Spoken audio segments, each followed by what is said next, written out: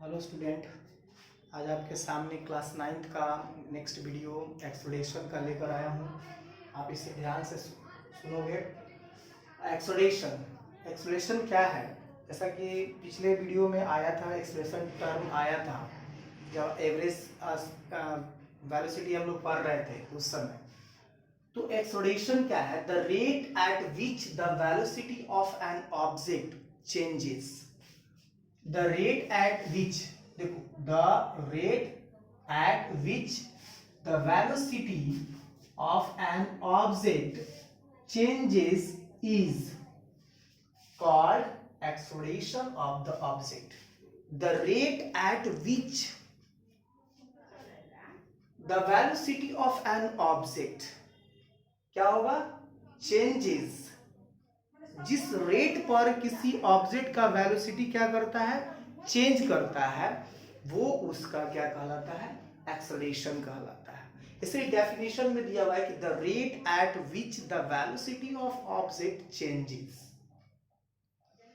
अगर velocity object का अगर चेंज करता है रेट के रिस्पेक्ट में, टाइम के रेट का मतलब क्या होता है?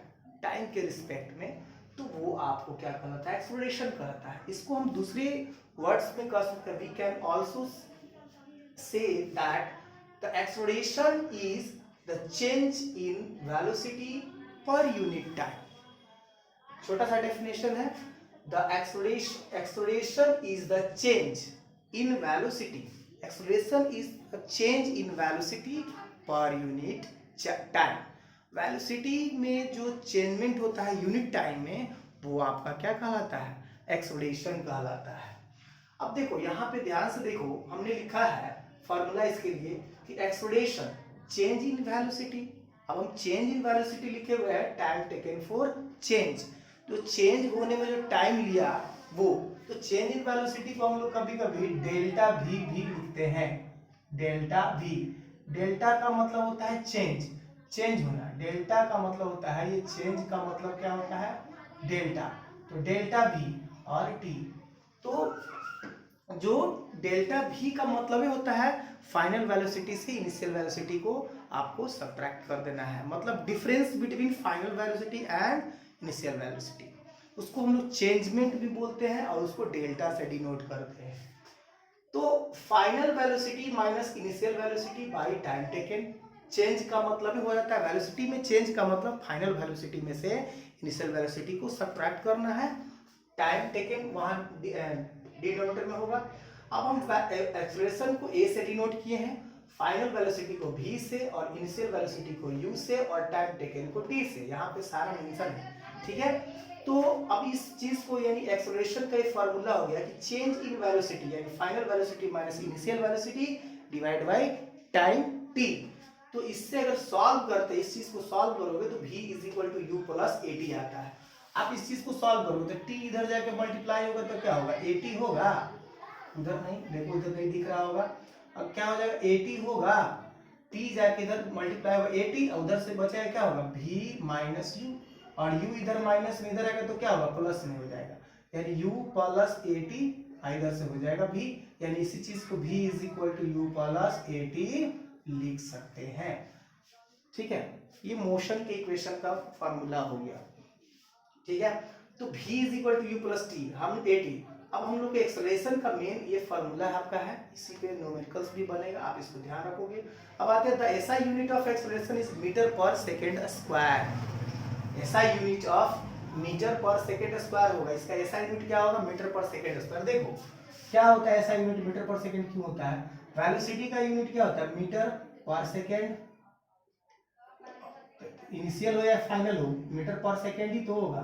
अब देखो ध्यान से देखो, अगर मीटर पर सेकेंड और मीटर पर सेकेंड को सब्ट्रैक्ट करने के बाद यहाँ मान लो 5 मीटर पर सेकेंड था ये फाइनल, और इनिशियल में 4 मीटर पर सेकेंड है, तो 5 मीटर में से 4 मीटर पर सेकेंड को सब्ट्रैक्ट करो तो मीटर पर सेकेंड में नहीं 1 बचेगा। तो यहाँ पे मीटर पर सेकेंड और टाइम के लिए क्या होगा? सेकेंड। तो देखो मीटर और second into second, second into second, तो क्या होगा? Meter second square. तो पर सेकेंड स्क्वायर यही होता है इसका मीटर पर सेकेंड स्क्वायर। तो यहाँ पे हमने लिखा कि मीटर पर सेकेंड स्क्वायर। इसको मीटर पर सेकेंड लिख सकते हैं सिंबॉलिकली, और मीटर सेकेंड इनवर्स का स्क्वायर ऐसे लिख सकते हैं। स्मॉल यूनिट है सेंटीमीटर पर सेकेंड स्क्वायर, और बिग यूनिट यानी बिगर यूनिट इसका क्या होता है किलोमीटर पर आवर स्क्वायर। ठीक है। अब when a body is moving with uniform velocity, अगर कोई बॉडी यूनिफॉर्म वेलोसिटी से मूव कर रहा है then acceleration will be zero, उसका क्या होगा एक्सेलरेशन जीरो हो जाएगा। देखो कोई बॉडी यूनिफॉर्म वेलोसिटी से मूव कर रहा है, इसका मतलब उसका स्पीड चेंज नहीं कर रहा है। जब स्पीड चेंज नहीं कर रहा है तो चेंज इन वेलोसिटी, अगर मान लो फाइनल वेलोसिटी भी 10 मीटर पर सेकेंड था, इनिशियल वेलोसिटी भी 10 मीटर पर सेकेंड है, जब चेंज ही नहीं कर रहा दोनों वेलोसिटी तो सेम हो जाएगा। जब वेलोसिटी चेंज नहीं कर रहा है तो फाइनल वेलोसिटी और इनिशियल वेलोसिटी दोनों तो चेंज होकर मान लो 10 मीटर पर सेकेंड हो गया, तो दोनों तो सेम हो जाएगा ना। यहाँ पे फाइनल वेलोसिटी और इनिशियल वेलोसिटी जब चेंज नहीं कर रहा है तो सेम, यानी शुरू में भी 10 मीटर पर सेकेंड था और फाइनल वेलोसिटी भी कितना हो गया 10 metre per second. 10 metre per second minus 10 metre per second कितना आएगा जीरो। तो अब उसी लिए हमने लिखा जब ऊपर जीरो हो जाएगा तो ए का वैल्यू क्या हो जाएगा जीरो। तो वही बोल रहा था कि when a body moving with uniform velocity then its acceleration will be zero, इसका acceleration क्या हो जाएगा जीरो। क्यों?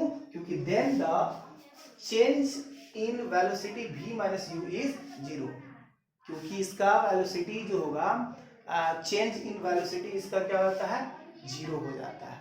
ठीक है, इसीलिए यहाँ पे इसका एक्सेलरेशन क्या होता है जीरो हो जाता है। अब आते हैं यूनिफॉर्म या कांस्टेंट एक्सेलरेशन, ये सारा एक तरह से uniform motion, uniform speed, non uniform motion, non uniform speed, velocity, उसी तरह से एक्सेलरेशन क्या है। तो a body has uniform acceleration, एक बॉडी जिसमें यूनिफॉर्म एक्सेलरेशन है if its velocity changes at a uniform rate, यदि उसका वेलोसिटी जो होगा यूनिफॉर्म रेट से चेंज करता हो तब उस बॉडी का एक्सेलरेशन क्या हो जाएगा यूनिफॉर्म हो जाएगा। फिर से देख ले, a body has a uniform acceleration if its velocity changes at a uniform rate, uniform rate से उसका वेलोसिटी अगर चेंज कर रहा है तो वैसे हालत में उस केस में जो होगा यूनिफॉर्म एक्सेलरेशन होगा। बट इसी का रिवर्स में देखो, अच्छा इसका जो ग्राफ बनता है यूनिफॉर्म एक्सेलरेशन का वो होता है एक स्ट्रेट लाइन, जैसा कि हमने यहाँ दिखाया है y जीरो और वो हो सकता है नीचे दिख नहीं रहा होगा, ध्यान से देखना। नीचे जो है ओ एक्स है जो टाइम को डिनोट कर रहा है और ऊपर में ओ वाई है जो वेलोसिटी को डिनोट कर रहा है। तो ओ से हमने क्या किया ऑरिजिन जो है कि एक स्ट्रेट लाइन ओ एक ड्रॉ किया जो यूनिफॉर्म एक्सेलरेशन को शो कर रहा है। उसी तरह से यहाँ पे नॉन यूनिफॉर्म में क्या है कि नीचे ओ एक्स है और ऊपर ओ वाई है जो कि वेलोसिटी को डिनोट कर रहा है और ओ एक्स जो है टाइम को डिनोट कर रहा है, और ये क्या है नॉन यूनिफॉर्म एक्सेलरेशन को ओ ए डिनोट कर रहा है, ये ए है। ठीक है, अब देखो नॉन यूनिफॉर्म एक्सेलरेशन क्या है, वेरिएबल एक्सेलरेशन भी कहते हैं। A body has a non uniform acceleration if its velocity changes at a non uniform rate, उसमें यूनिफॉर्म रेट था इसमें नॉन यूनिफॉर्म रेट है। अगर मान लो नॉन यूनिफॉर्म रेट के हिसाब से अगर उसका वेलोसिटी चेंज हो रहा है तब उस हालत में नॉन यूनिफॉर्म एक्सेलरेशन होगा। एक्सेलरेशन का मतलब है वेलोसिटी में चेंजमेंट, फाइनल वेलोसिटी से इनिशियल वेलोसिटी को आप चेंज करते हो तो वो आपको क्या कहलाता है एक्सेलरेशन। तो यहाँ अगर मान लो टाइम के रिस्पेक्ट में अगर वेलोसिटी चेंज होता है, टाइम अगर इक्वली चेंज हो रहा है तो उसको कहते हैं क्या, बोलो यूनिफॉर्म एक्सेलरेशन। और अगर टाइम अगर अलग अलग टाइम है उसमें वेलोसिटी चेंज हो रहा है, एक डेफिनिट टाइम इंटरवल में नहीं हो रहा है तो उसको हम लोग कहते हैं नॉन यूनिफॉर्म। ठीक है, यूनिफॉर्म और नॉन यूनिफॉर्म में सिर्फ अंतर है कि यूनिफॉर्म टाइम रेट होगा और इसमें नॉन यूनिफॉर्म टाइम रेट में वेलोसिटी चेंज करेगा।